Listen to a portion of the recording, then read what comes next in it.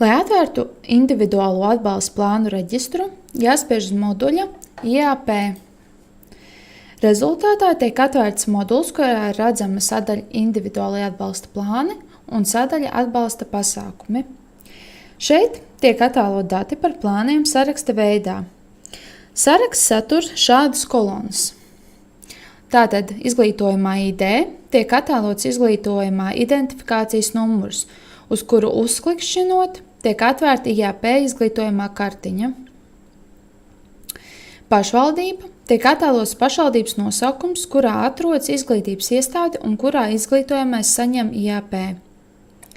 Izglītības iestāde tiek attēlot izglītības iestāde, mācību gads, tiek attēlots mācību gads, kuram ir reģistrēts IAP, semestris, plānotais finansējums, tiek attēlots kopējais plānotais finansējums atbilstoši ievadītajiem atbalsta pasākumiem, spēkā no spēkā līdz, tiek attēlots laika periods, kuram ir spēkā ievadītais IAP. Varbūt vienāds attiecīgā mācību gada perioda, varbūt īsāks gadījumā, ja atbalsta pasākumi netiek saņemti no mācību gada perioda sākuma. Un tālāk tiek attēlots IAP status un sagatavotais. Ir iespējami divi veidi, kā meklēt sarakstā, izmantojot brīvo meklēšanu un izmantojot strukturēto meklēšanu. Šajā laukā ir iespējams ievadīt un meklēt informāciju pēc jebkuriem datiem, kas attēlot sarakstā. Lai veiktu meklēšanu, laukā jāievada meklēšanas kritēriji un jāspiež spoga meklēt. Piemēram, sameklēsim pēc sagatavotāja un spiedīsim pogu meklēt. Tātad tiek atlasīts saraksts atbilstoši meklēšanas kritērijiem. Lai notīrītu, spiežam notīrīt. Un tātad, lai atlasītu atpakaļ, visu sarakstu jāspiež meklēt. Savukārt strukturētajā meklēšanā ir iespējams atlasīt ierakstus pēc konkrētiem laukiem. Kā jau visos sarakstos, pēc reģiona, pēc pašvaldības, pēc izglītības iestādes, kā arī pēc mācību gada, semestra, IAP statusa, PMP riska grupas, reģistrētā riska. Atgādinu, ka jebkuros šajos laukos ir iespējams meklēt, ievadot teksta daļu. Piemēram, uzreiz tiek atlasīts vēlamais meklēšanas kritērijs. Tātad ir iespējams arī meklēt pēc personas ar invaliditāti, pēc izglītojamā dzimuma un pēc dzimšanas datuma no līdz. Sarakstu ir iespējams arī eksportēt, spiežot uz ikonas, saglabāt Excel. Un tātad atkarībā no izmantojamās pārlūkprogrammas dati tiek lejupielādēta vai tiek paprasīts to lejupielādēt uz darbstacijas. Tātad atvērsim datņu apskatēju un redzam, ka tiek attēloti visi dati, kādus mēs redzējām sistēmā saraksta veidā.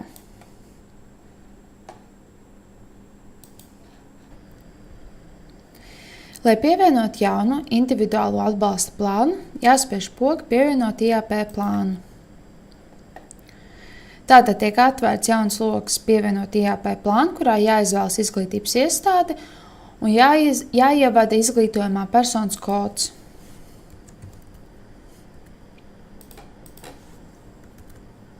Un tālāk jāspiež poga saglabāt.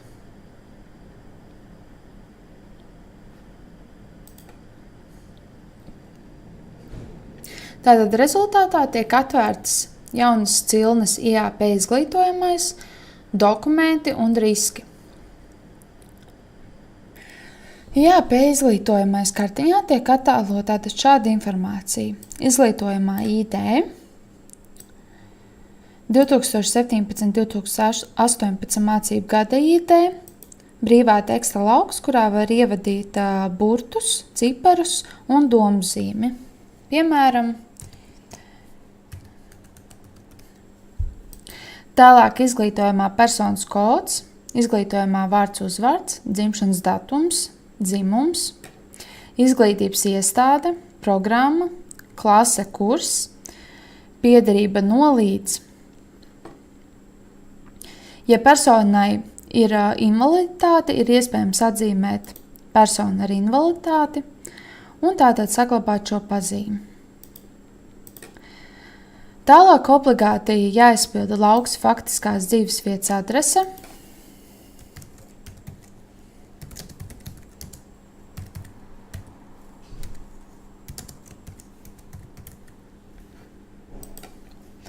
Un mācību gads, semestris, IAP sākuma datums, beigu datums tiek ielasīti automātiski, skatoties pēc šīs dienas datuma.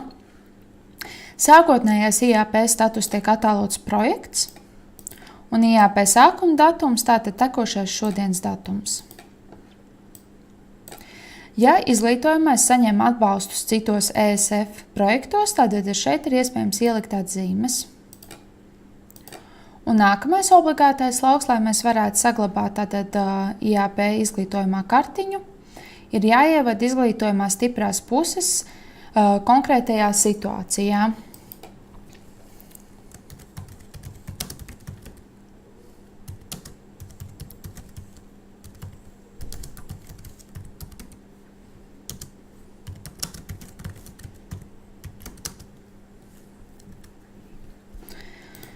Un tālāk, kad tas ir izdarīts, pie izglītojamais pārstāvis no izglītošās izvēles jāizvēlās vai nu izglītojamais vai viņa pārstāvis.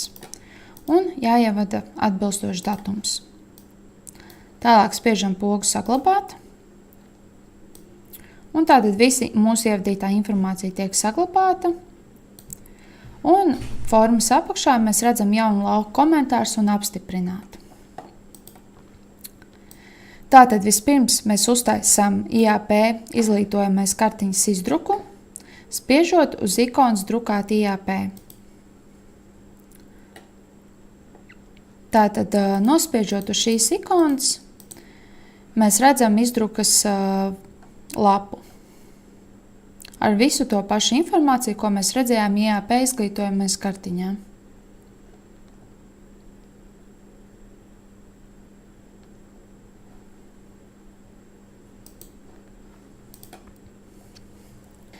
Lai ievadītu izglītojamam riskus, spiežam uz cilnes riski. Un tātad šeit augšpusē mums tiek attēlots izglītojamā ID, vārds uzvārds, mācību gads un semestrs. Un tālāk apakšā ir 4 sadaļas – mācību darba izglītības iestādes riski, sociālās vides un veselības riski, ar ģimeni saistītie riski un ekonomiskie riski. Zem katras no šīm sadaļām ir iespējams aizpildīt tātad riskus un to pamatojumus, un rezultātā, lai saglabātu informāciju, jāspiež poga saglabāt.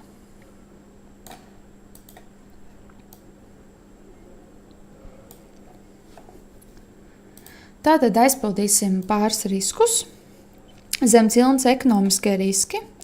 Pie riska nepietiekami finansiālie resursi pamatvajadzību nodrošināšanai. Izvēlēsimies no izkrītošās izvēles vērtību jā. Un kā redzam, automātiski izvēloties vērtību jā, lauks riska pamatojums kļūs kā sarkans lauks. Tas nozīmē, ka tas lauks ir jāizpilda obligāti. Ja mēs lauku neaizpildīsim un spiedīsim saglabāt, tiks izdots atbilstošais paziņojums, ka nav aizpildīti visi obligātie lauki.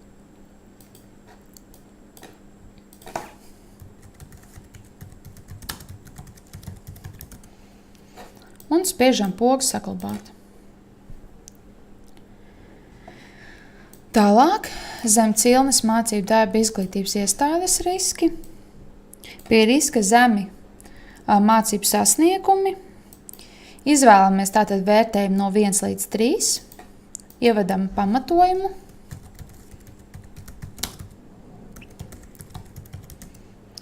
Un spiežam pogu saglabāt.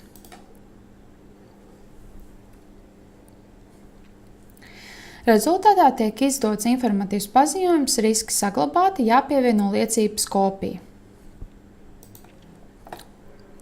Tad tagad atvērsim sadaļu dokumenti. un pievienosim šo liecības kopiju. Spiežam pogu pievienot dokumentu. Tātad šeit obligātais lauks ir dokumenta veids un datne.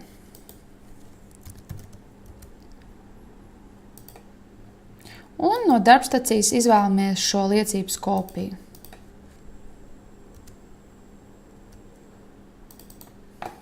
Un spiežam pogu saglabāt, pievienot. Un tātad rezultātā tiek izdots paziņojums, ka datne saglabāta un dokuments tiek attēlots dokumentu sarakstā. Datni ir iespējams arī lejupielādēt, spiežot uz datnes nosaukuma saites.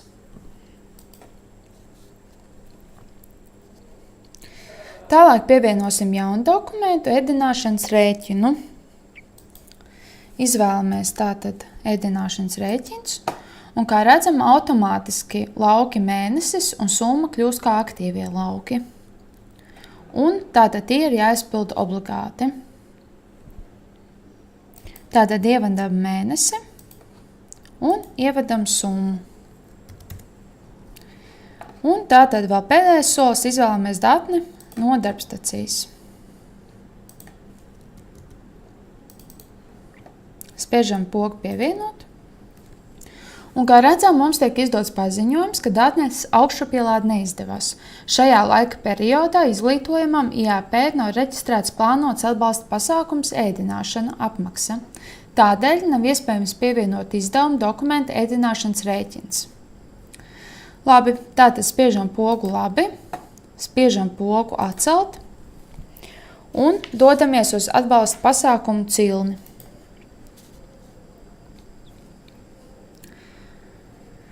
Tātad šeit mēs redzam, ka tiek attēlots 3 sadaļas – plānotie pasākumi, saņemtie kopsavilkums un saņemtie detalizācija. Un automātiski tiek ielasīts izglītojumā ID un viņa atbalsta pasākumi. Tātad riski, ko mēs ievadījām. Tātad, lai pievienotu atbalsta pasākumu, tātad atveram vaļā atbalsta pasākumu kartiņu, spiežot uz pogu, spiežot uz saiti izglītojumā ID.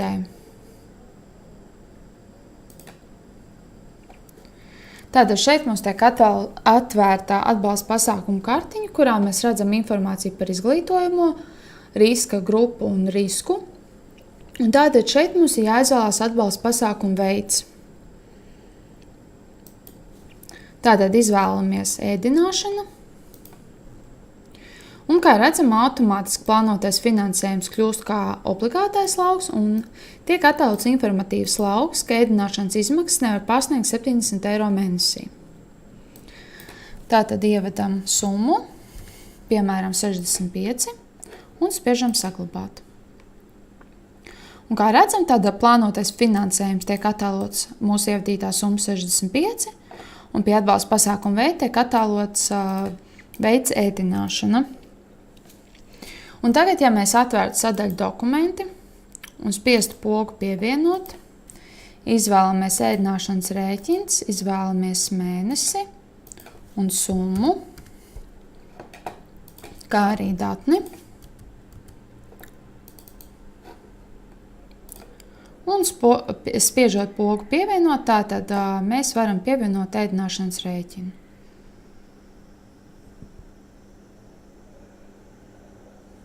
Tālāk atgriezīsimies uz atbalsta pasākumiem un ievadīsim vēl vienu atbalsta pasākumu.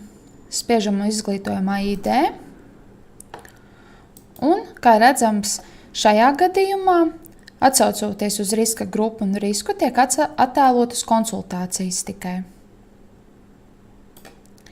Izvēlamies, un tātad automātiski tiek ielasīti pedagogi, un tātad pedagogs mums jāizvēlās no šī piedāvātā saraksta.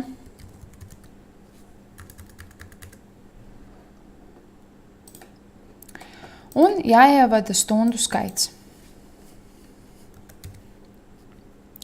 Ievadot stundu skaitu, automātiski plānotais finansējums tiek attēlots nerediģējamā laukā, un tas būtu 143 un 40 centi. Tālāk spiežam pogu saglabāt. Un tātad, kā redzam, informācija tiek attēlota sarakstā. Šo sarakstu ir iespējams arī eksportēt, spiežot uz ikonu saglabāt Excel.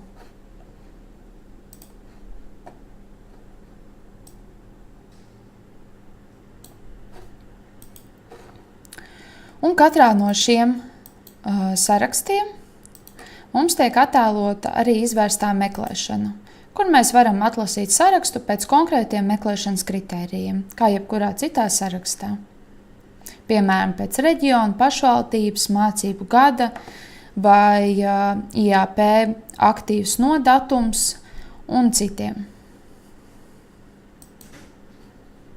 Kad visi dati ir savadīti un mēs vēlamies apstiprināt IAP plānu, atgriežamies uz IAP izglītojamais kartiņu un tātad spiežam pogu apstiprināt. Tālāk tiek izdots paziņojums, vai tiešām iesniegt izskatīšanā. Pēc plāna iesniegšanas ievadītos datus nebūs iespējams mainīt sadaļā riska un atbalsta pasākumu. Spiežam pogu iesniegt, un rezultātā tātad mums parādās plāna saskaņošanas plāns. Un ja mēs uztaisītu tagad izdruku,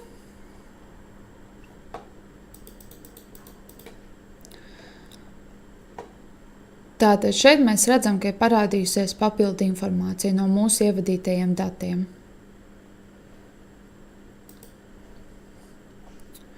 Un šobrīd tātad izglītības iestādes direktoram ir nosūtīts uzdevums par plānu saskaņošanu.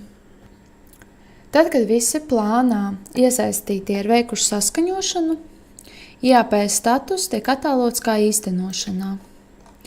Un tātad apakšpusē mēs redzam personas, kuras ir saskaņojušas, statusus un datumus. Plānu ir iespējams dzēst, pārtraukt un pārskatīt. Ja mēs nospiežam pogu dzēst, tiek izdots paziņojums, nepieciešams ievadīt dzēšanas pamatojumu. Ievedam pamatojumu, spiežam pogu dzēst, vēlreiz spiežam pogu dzēst, un tātad IAP status kļūst neaktīvs. Lai atsāktu plānu, jāspiež poga atsākt. Un tātad plāns ir atkal statusā īstenošanā. Lai pārskatītu plānu, jāspiež poga pārskatīt. Pēc tam tiek izdots paziņojums, vai tiešām vēlaties pārskatīt, pēc datu labošanas ir jāveic atkārtos saskaņošanas process. Ja mēs nospiežam pogu pārskatīt, tātad uzdevums aiziet izglītības iestādes direktoram un tātad saskaņošanas process sāktos no sākuma. Lai pārtrauktu plānu, jāievada pārtraukšanas komentārs.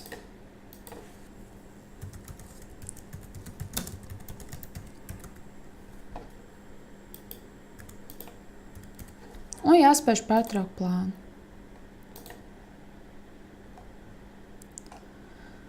Tātad šajā brīdī IAP status kļūs apturēts. Un, lai atsāktu plānu, spiežam pogu atsākt. Un status kļūst atkal īstenošanā. Tātad, ja mēs atveram dokumentu sadaļu, mēs varam pievienot vēl papildus dokumentus, ja nepieciešams, vai dzēst esošo, spiežot pogu dzēst. Atverot risku sadaļu, tātad redzam, ka neko iespējams labot nav. Un atbalsta pasākums sadaļas atverot, tad redzam, ka šīs kartiņas arī nav iespējams labot.